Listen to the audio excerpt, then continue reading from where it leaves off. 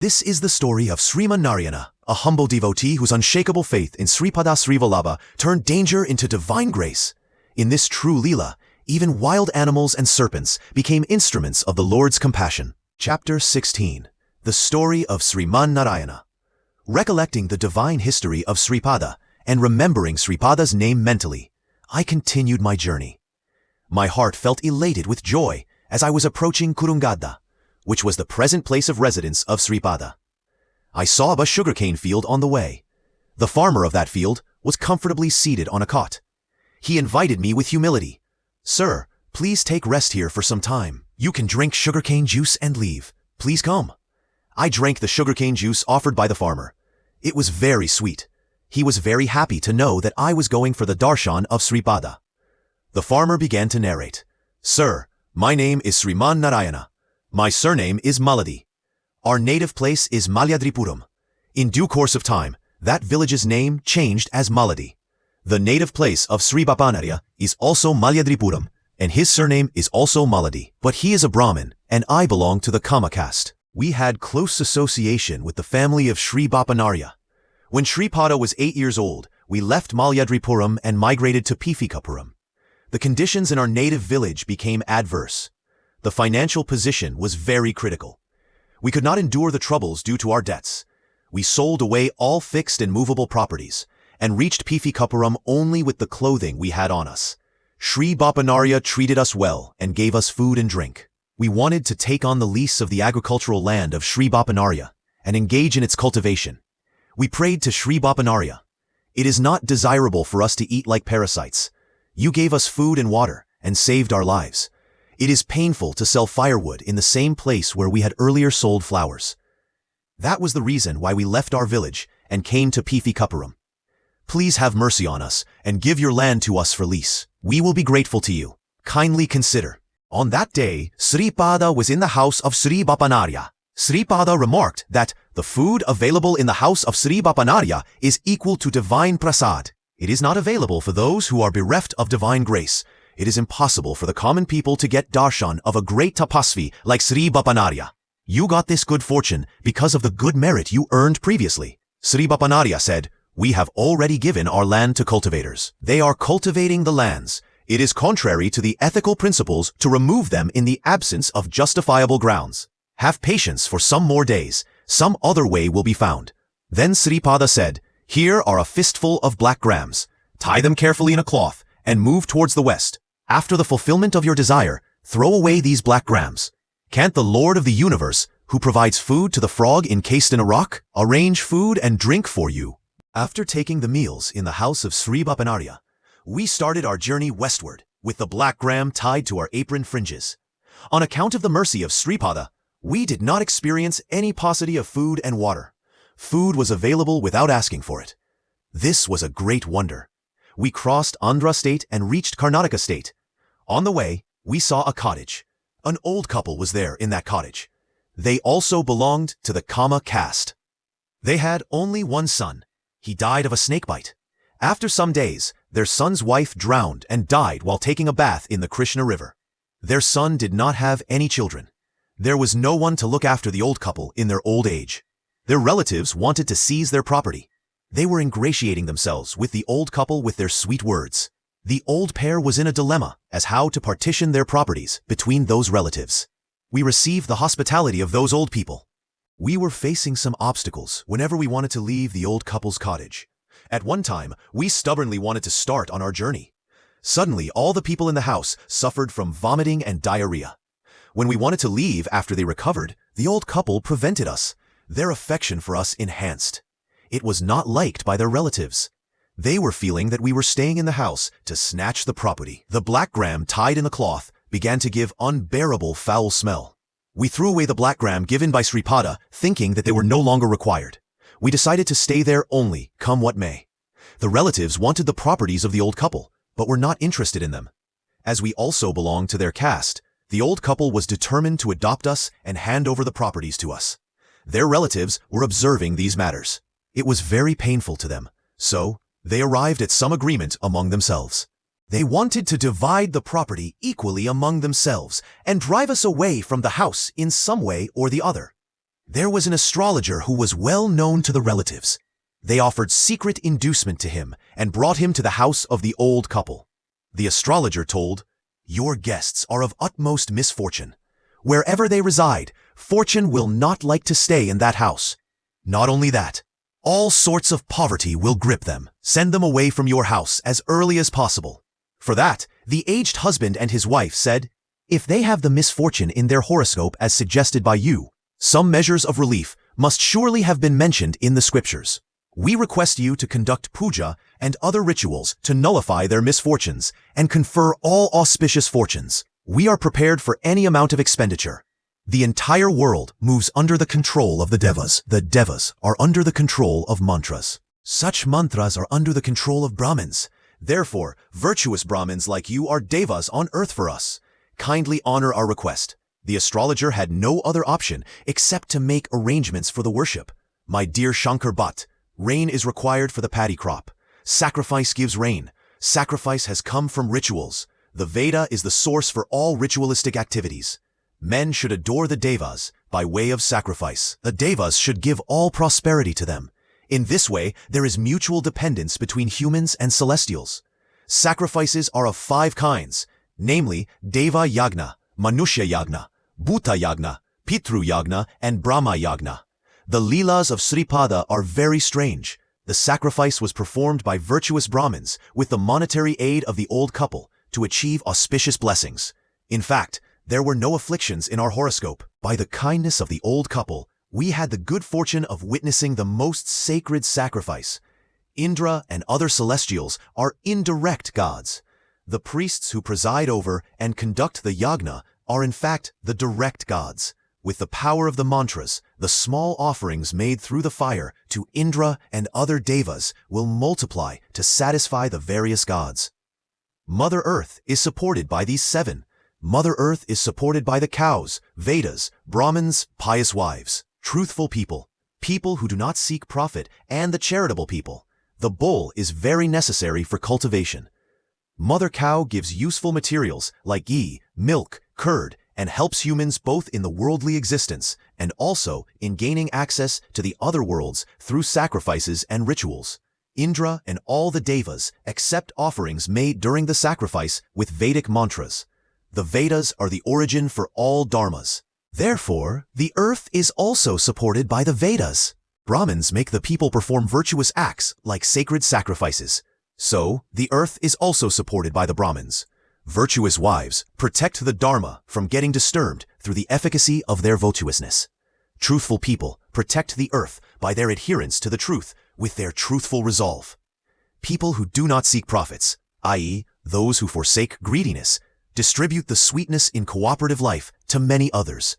Charitable persons, with their earthly wealth and the wealth of merits of the other worlds, rescue destitutes, downtrodden, and unfortunate people. Owing to our visit to a great virtuous personage like Sri Bapanarya, Sri Sripada, who is the embodiment of the sacrifice, used us as instruments, and he indirectly completed all the processes of the sacrifice and blessed us with good fortune. The way in which Sripada rescued his devotees, the sacrifice was completed without any obstacles. The old couple decided that we would be their heirs. Their relatives did not like the way things happened. In one of our fields, there was a garden of chilies. There were palm trees on the 4 borders of that garden. Those palm trees were given to the Gaudas for drawing toddy from the trees. The relatives tried to collect the harvest of the chilies in crooked ways and attempted to take them out. Bags full of ripe chilies were plucked. They kept those bags on bullock carts and were ready to move. I went into the field at that time. I was astonished on seeing the scene. I was alone and they were 10. Surprisingly, I saw a bear drinking toddy from one of the palm trees. The bear jumped down from the tree. All were afraid of the bear. With its sharp claws, it had the ability to tear the muscles of men. Blood could also be poisoned if its claws pierced the body. The bear directly came to the bullock cart. The relatives ran out of terrible fear. I was very afraid and began chanting the name of Sripada. That horrible bear turned very docile. It was calm and was clapping its hands whenever I uttered the name of Sripada. I reached home in the cart, drawn by 2 bullocks, full with bags of ripe chilies. The bear walked in front of the cart. This caused great wonder, not only to the old couple in our house, but also to all the neighbors. We chanted the name of Sripada all throughout the night. The bear was also peacefully and rhythmically beating its hands in tune with the music during the chanting of the name of Sripada.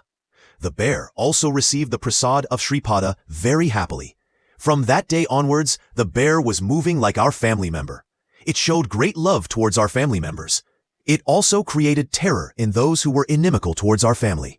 The bear guarded all our fields. We were rid of the fear from thieves. Discussions relating to the sportive plays of Lord Datta and chanting of the name of Sripada were going on uninterruptedly in our house daily. Srīmannarayana thus concluded. When Srīmannarayana was giving these details, the bear entered the sugarcane field. On seeing it, I perspired profusely out of fear, but it exhibited utmost friendliness towards me. When I started chanting the name of Sripada, it began to dance with joy. Srīmannarayana resumed by saying, "Once a tantric came to our nearby villages. He obtained some powers by means of some evil practices. He collected lots of money from those who came under his influence. The relatives of the old couple took his help. That tantric came to our village. He applied his tantra on the bear. The strength of the bear was completely lost. The relatives were overjoyed. The bear slept motionless. By one yogic exercise, the tantric identified closely with the consciousness of the bear, and by another yogic exercise, he attracted all its powers into him.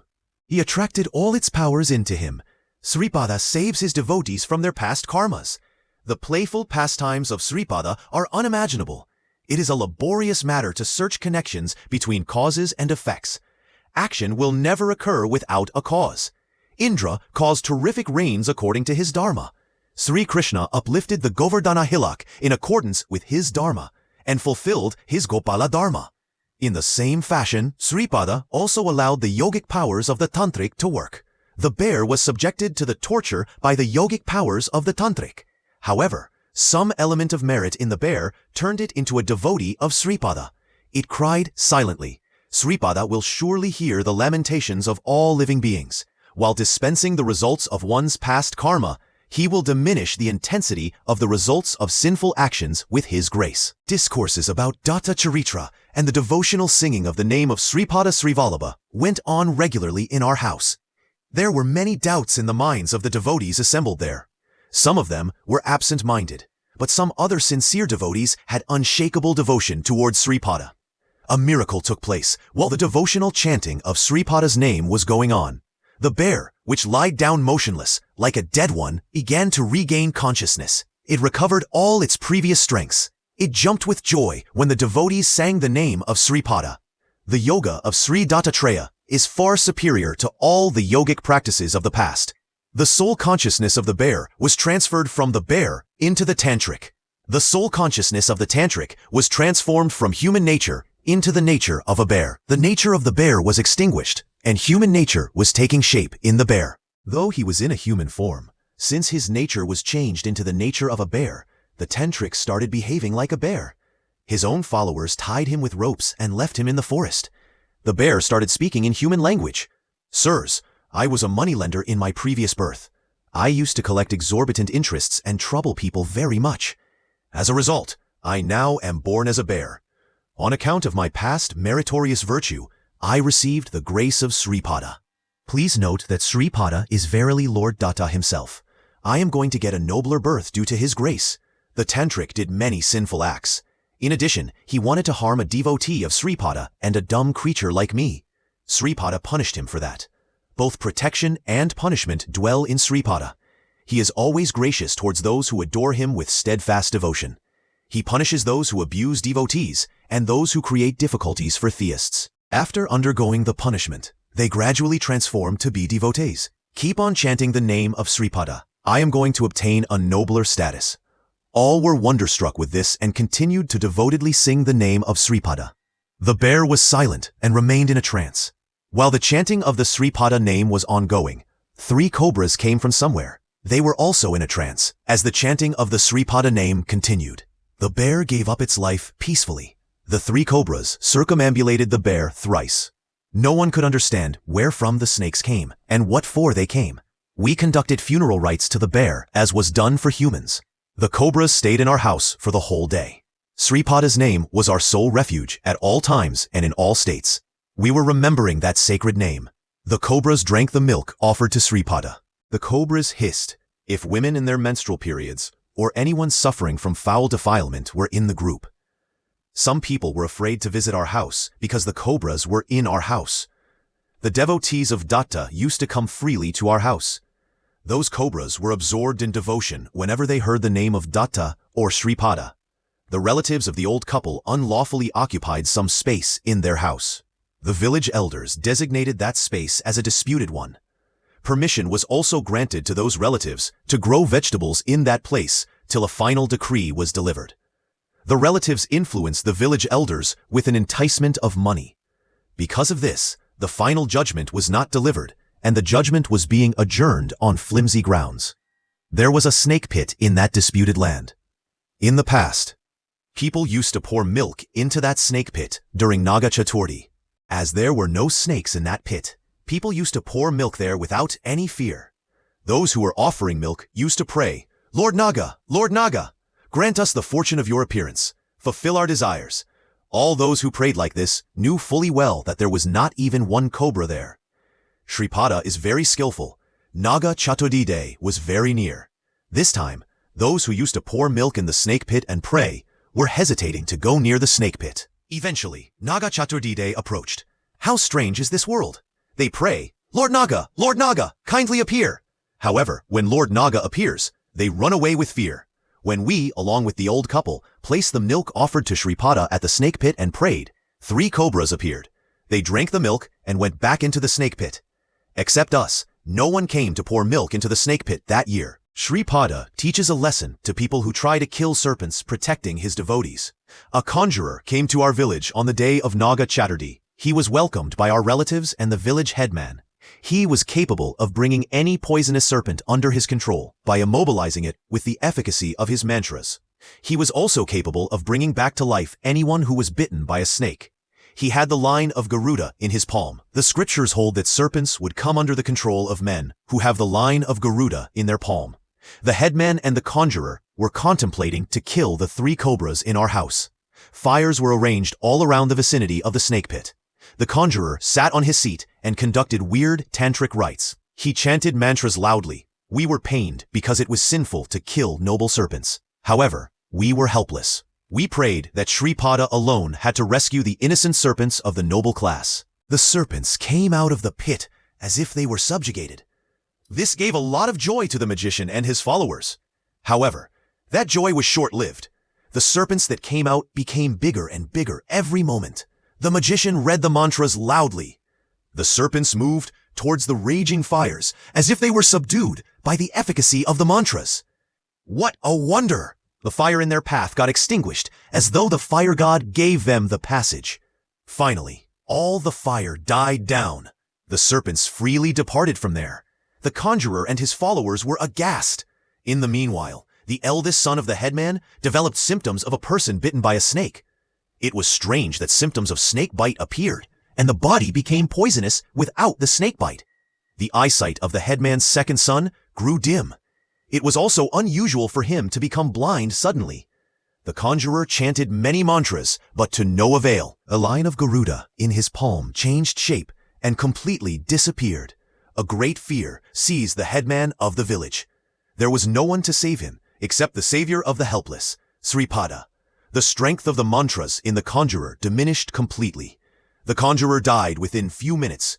Who knows how the play of Sripada would be at a particular time? The village headman came running to us, wailing. What could we do? We told him that his 2 sons would be alive if he remembers Sripada with single-minded devotion. The corpse of the magician was in the house of the village headman.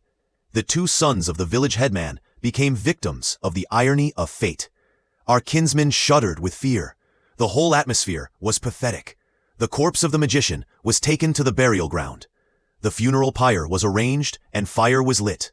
There was a sudden movement in the burning dead body. The body cried to save it from the burning flames. The guards of the burial ground, however, refused to pour water on the burning pyre. They maintained that the magician became a ghost and re-entered the body, and that he would indulge in all evil activities of the ghost with the same human body if he were to be saved. They added that if his corpse was burnt to ashes, it would remain merely as a ghost and trouble only a few who came under its control by entering into their bodies. They thought that a ghost who enters into his own body would have more powers than a ghost without a body. That ghost, in its own human body, would cause great destruction and misery. The peculiar method of Sripada Sri Vallabha is to reveal the real nature of his incarnation by making people experience the fruits of their past actions by generating suitable feelings in their minds in accordance with their past karma. A kind one among the guards of the burial ground, who could not bear the suffering of the dead body, poured some water. That water did not put out the fire. On the other hand, it made the fire burn more brightly, as if ghee was poured into it. Even though the conjurer's body was engulfed in flames, it did not get burnt. His limbs were not disfigured. He was experiencing the suffering that was to be experienced in hell while he was still in his body.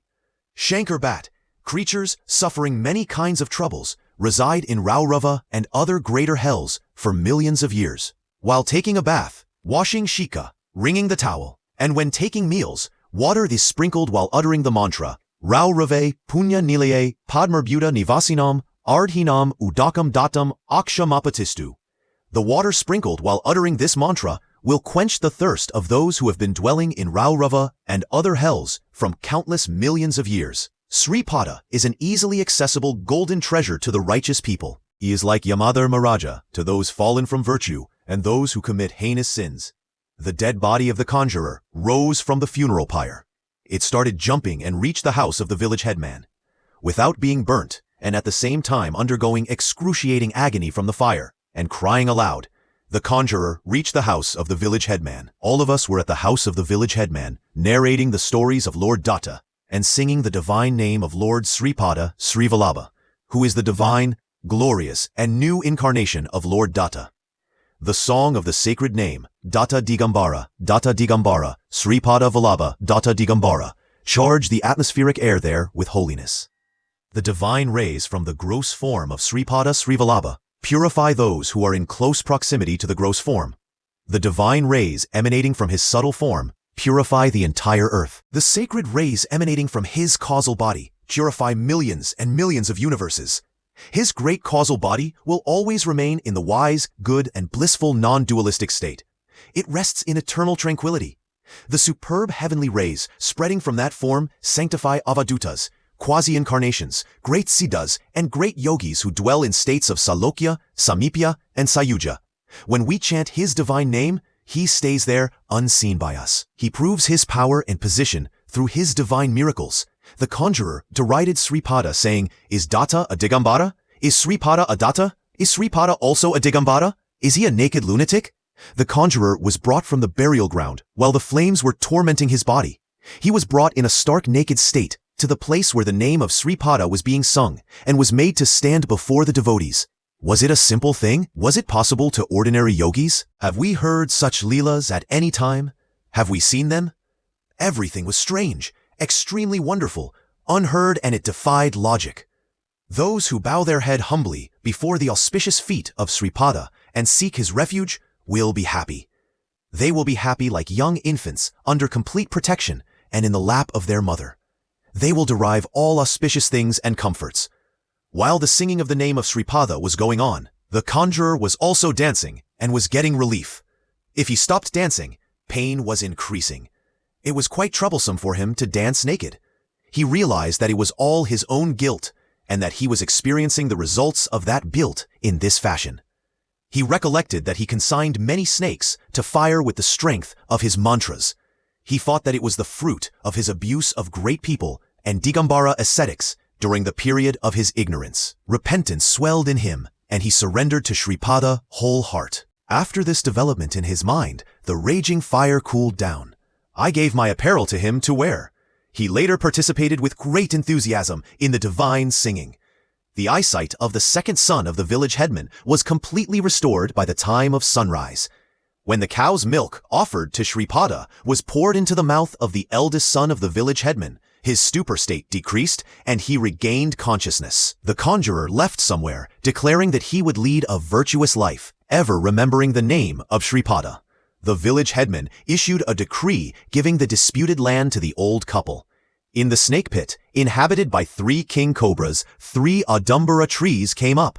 After some time, an ascetic named Datta Avatar came to our house unasked. He sat at the base of the Audumbara trees and meditated. On one Saturday, in the evening, he offered halwa prepared by us to Sripada. He also gave it to us as prasad and asked us to eat. He averred, Sripada used to sit near the base of an Audumbara tree in his maternal grandfather's house in Pithapuram.